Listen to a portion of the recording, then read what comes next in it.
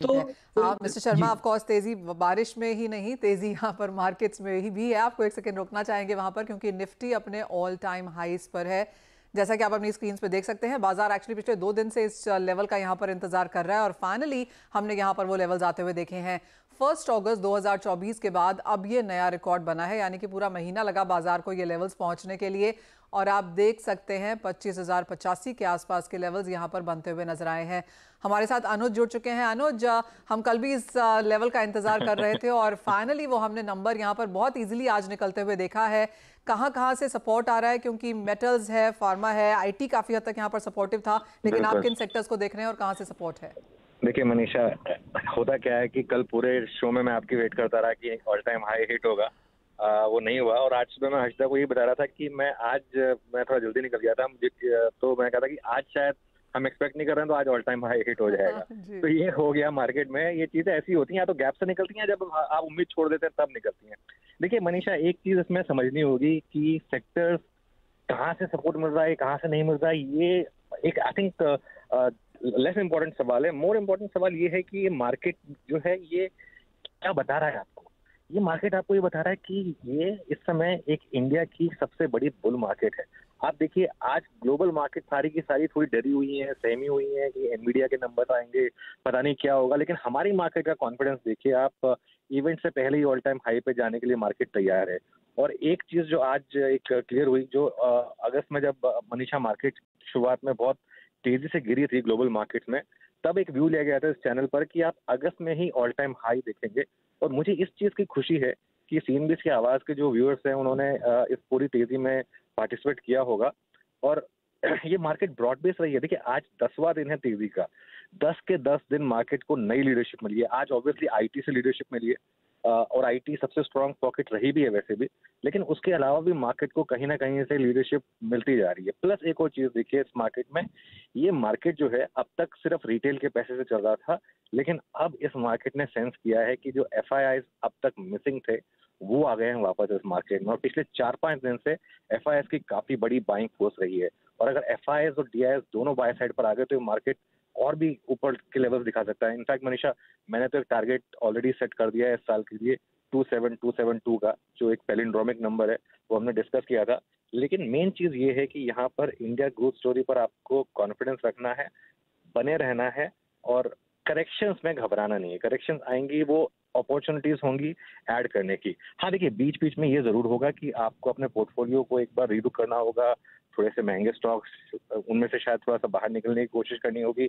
लेकिन मेन चीज ये है कि स्टे इन्वेस्टेड, और बड़ा ट्रेंड जो है वो पॉजिटिविटी का है, तो बड़े ट्रेंड के साथ बने रहे, उस बड़े ट्रेंड को छोड़े नहीं, ये जब तक मार्केट आपको खुद ना बाहर निकाल दे। और एक ट्रेडिंग स्टॉप लॉस के साथ इस मार्केट में अभी भी लॉन्ग्स में बने रहे। हम्म। अनुज, जैसे आपने पहले भी कहा था और लगातार हम चैनल पे आपको सुनते भी रहे हैं, आपने कहा था अगस्त में यहाँ पर ऑल टाइम हाईज बनेगा, जो आज हमने बनता हुआ देखा भी है, जस्ट इन टाइम एक्चुअली। अब क्योंकि आप 27272 का लेवल यहाँ पर दे रहे हैं, अगर हम अगस्त के महीने यूजली देखें तो क्या हमेशा ऐसी तेजी होती है, या फिर जैसे आपने कहा रिटेल के साथ साथ एफआईआईज भी आए हैं, क्या ये ट्रेंड आप आगे भी जारी देखते हैं? आपको लगता है सितंबर अक्टूबर अंटिल दिवाली यहाँ पर बाजार तेजी में रहेगा? मनीषा देखिए, बिल्कुल बहुत सही बात की आपने। मार्केट में एक चीज होती है कि नॉर्मली अगर फर्स्ट हाफ ट्रेंडिंग होता है तो सेकंड हाफ में ट्रेंड और मजबूत होता है। तो अब अगस्त अगर स्ट्रांग है तो मेरा जो 27272 का व्यू है, मैं इसी साल लेके चल रहा हूँ। मेरा ये मानना है कि एक मार्केट में अब ये बिफोर द टाइम फेड का पहला रेट कट आता है, मार्केट में और 500-600 पॉइंट की रैली निफ्टी में हो चुकी होगी। और उसके बाद फिर दिवाली की रैली, उसके बाद ईयर एंड रैली, तो ये सब मुझे लग रहा है कि मार्केट को एक्टिव रखेंगी। और ये जो लेवल्स मैंने बोले उनकी तरफ हम चलेंगे, और वेल्थ बनेगी इस मार्केट में। बार बार मैं एक हम्म। चीज रिपीट कर रहा हूँ, इस मार्केट में जी। वेल्थ बनेगी उन लोगों की जो बने रहेंगे इस मार्केट में। एब्सोल्युटली, अगर आप आवाज देखते रह रहे हैं तो क्लियरली आपने यहाँ पर अपना मुनाफा कमाया ही है। इन्वेस्टमेंट और वेल्थ यहाँ पर लगातार बनती रहेगी। अनुज, आपने कहा सेक्टोरल शायद इतने इंपॉर्टेंट नहीं है, लेकिन आईटी से जो सपोर्ट है, क्या राय देंगे हमारे दर्शकों को? सेक्टोरल यहाँ पर इन्वेस्टमेंट करनी चाहिए या ओवरऑल मार्केट व्यू लेकर चलना चाहिए? देखिए मनीषा, आईटी पर तो व्यू यही रहा है कि इस समय मार्केट में सबसे बड़ा सेक्टर आईटी है। उसका सिंपल कारण ये है कि अब मार्केट बेट करेगा फेड रेट कट पर, और फेड रेट कट पर बेट करने का मतलब है आईटी स्टॉक्स में वापस वही वैल्यूएशन आएंगे जो 2021 और 2022 की पीक में हमने आईटी में देखी थी।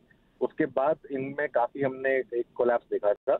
और अब क्योंकि यूएस इकोनॉमी भी अच्छा कर रही है, रिसेशन का भी रिस्क वहां पर खत्म हो रहा है, प्लस रेट कट मिलेंगे, तो आईटी के तो जैसे कहते हैं ना, पांचों उंगलियां घी में है, ये वो वाला मामला है आईटी। और आईटी पर तो खैर मैं इस साल के शुरू से पॉजिटिव रहा हूँ। मेरा एक व्यू ये रहा है कि इस साल आपके पोर्टफोलियो का मिनिमम 25% आईटी में होना चाहिए। वैसे ज्यादा भी हो सकता है, लेकिन मिनिमम 25% आईटी में होना चाहिए। कल भी हमने इन्फोसिस, कल और परसों 2 दिन इन्फोसिस और बाकी सब आईटी स्टॉक्स की बात की थी।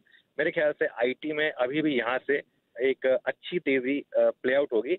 और अब ये मार्केट धीरे धीरे फैक्टर इन करेगी रेट कट। अच्छा, एक और चीज है, हमारी मार्केट के अंदर समहाउ एक पिक्यूलियर हैबिट होती है ग्लोबल इवेंट्स को भी थोड़ा सा प्रीएम्प्ट करने की। आज जैसे ग्लोबल मार्केट एनवीडिया के नंबर्स का इंतजार कर रहे हैं, आज की इंडियन मार्केट की आईटी की रैली शायद कुछ हद तक ये बता रही है कि शायद आज ओवरनाइट यूएस में भी कुछ इस तरीके का फैक्टरिंग करने की कोशिश हो कि एनवीडिया के नंबर ठीक ठाक आए और मार्केट उसके बाद ग्लोबल मार्केट में भी शायद एक रैली देखे। अनुज, एक फाइनल सवाल, और जैसे आपने कहा कि यूएस फेड तो यहाँ पर देखना ही होगा, ग्लोबल क्यूज को बाजार काफी स्ट्रांगली देख रहा है। अगर हम ग्लोबल क्यूज ही यहाँ पर देखें तो नवंबर में यूएस के इलेक्शंस हैं, भारत के में कहीं कहीं किसी किसी स्टेट में अभी इलेक्शंस यहाँ पर आने वाले बाकी हैं। इन सभी के बीच में आपको क्या लगता है बाजार के लिए एक सरप्राइज फैक्टर क्या होगा, क्योंकि यूएस फेड रेट कट काफी हद तक 25 बेसिस पॉइंट्स ही सही फैक्टर्ड इन है, तो यहाँ से आगे जाकर बड़े क्यूज, बड़े ट्रिगर्स क्या हैं? बिल्कुल, देखिए, बुल मार्केट अपने, जैसे कहते हैं ना, पानी अपना रास्ता खोज लेता है, बुल मार्केट अपने ट्रिगर ढूंढ लेती है। तो कोई ना कोई ट्रिगर बुल मार्केट को मिल ही जाएगा और ट्रिगर्स आते रहेंगे। इशू ये है कि हमें बताकर नहीं आएंगे ट्रिगर्स, मनीषा। तो ये इसके लिए फिर मैं रिपीटेटिव साउंड करूंगा, लेकिन एक चीज जो इस मार्केट में नहीं करनी है, इस मार्केट में सबसे बड़ा रिस्क होगा इन्वेस्टेड ना होना। आई थिंक बहुत लोगों ने ये मार्केट मिस की है क्योंकि उन्होंने हर लेवल पर एक स्टीप करेक्शन का वेट करा है।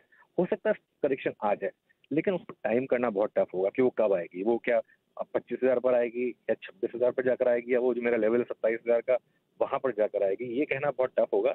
लेकिन ट्रिगर्स मार्केट को मिलते रहेंगे कहीं ना कहीं से। जैसा आपने बोला, अभी रेट कट का ट्रिगर है, उसके बाद मार्केट किसी और ट्रिगर पर लैच ऑन करेगा, उसके बाद कोई और ट्रिगर, उसके बाद अर्निंग्स का अपग्रेड, शायद कुछ ना कुछ ट्रिगर मार्केट ढूंढता रहेगा बुल मार्केट में।